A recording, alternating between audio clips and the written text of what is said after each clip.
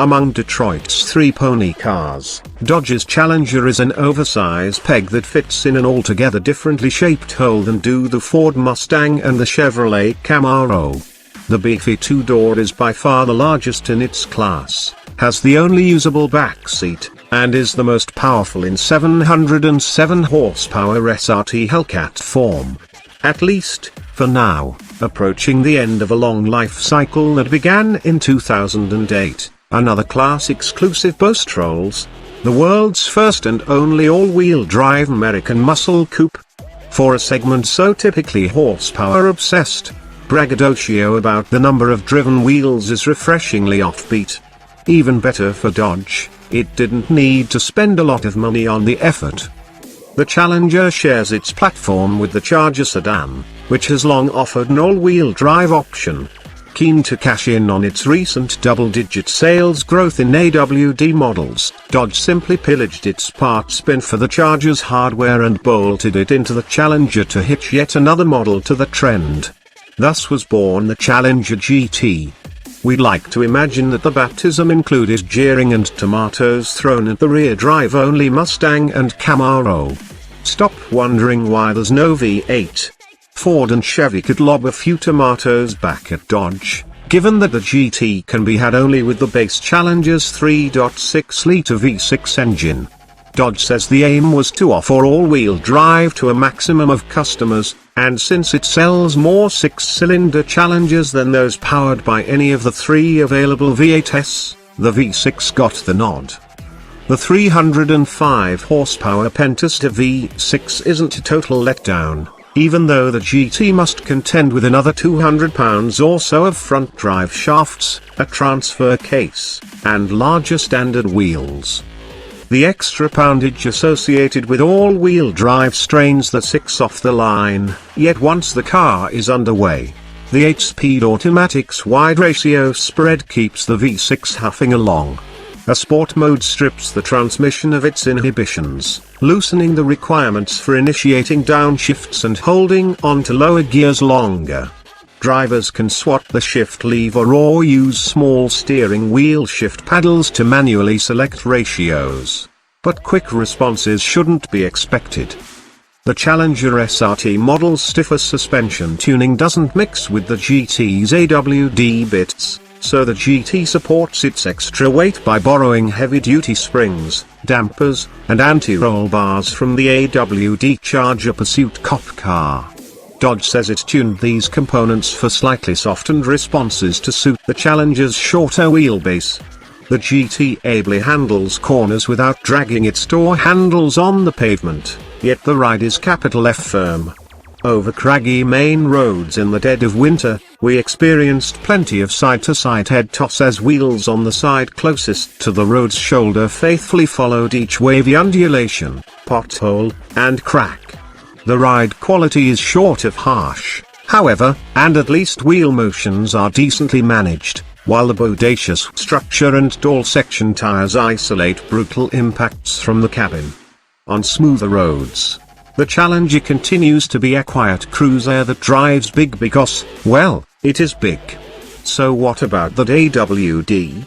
Chrysler's all-wheel drive system disconnects the secondary drive axle from the transfer case when maximum traction isn't needed.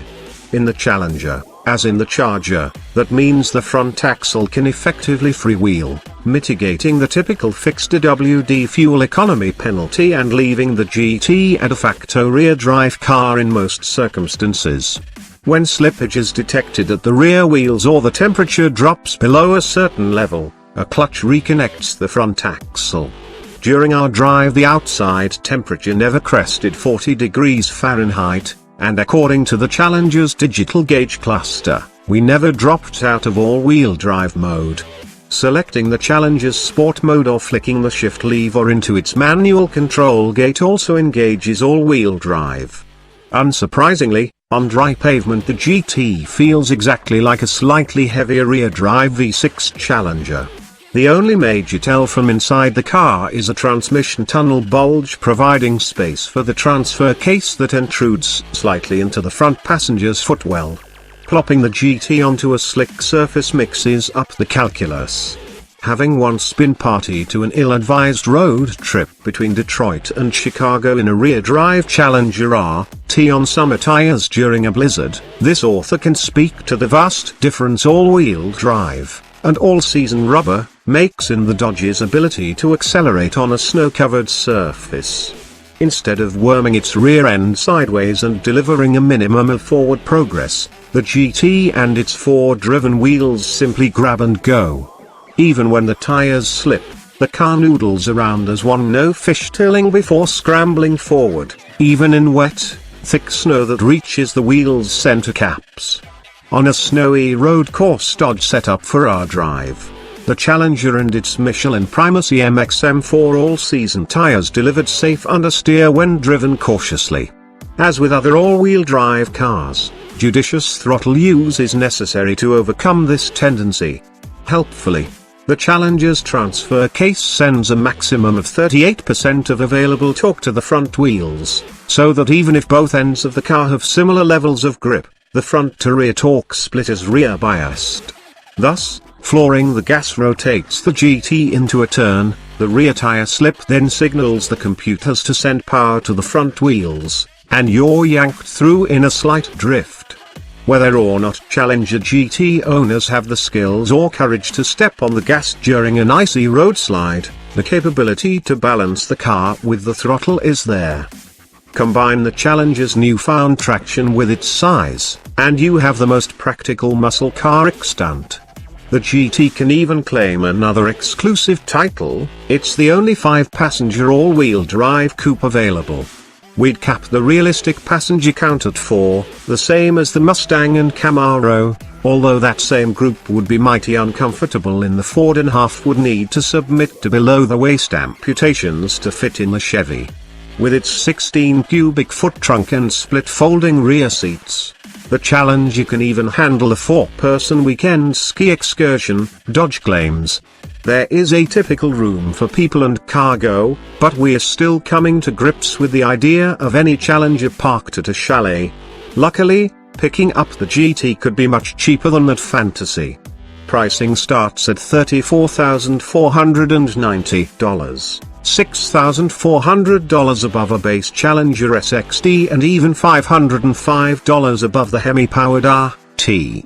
This is offset by a higher level of standard equipment than either of those models, including Chrysler's latest 8.4-inch Uconnect touchscreen, 19-inch wheels, leather seats, heated and ventilated in front, and a heated steering wheel. Plus, the Challenger GT is the only muscle coupe to give winter weather buyers their 2-door cake and a fork to eat it with, too. Isn't that worth something, V6 and all?